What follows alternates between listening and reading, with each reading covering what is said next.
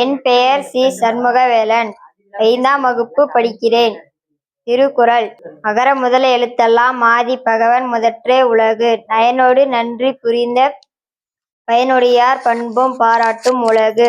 செய்யாமல் செய்த உதவிக்கு வையகமும் வானகமும் ஆற்றல் அரிது. தீயினால் சுட்டப்புண் உள்ளாரும் ஆறாதே நாயினால் சுட்ட வடு. ஒழுக்கம் விழுப்பம் தரலான் ஒழுக்கம் உயிரினும் ஓம்பப்படும். நன்றி, வணக்கம்.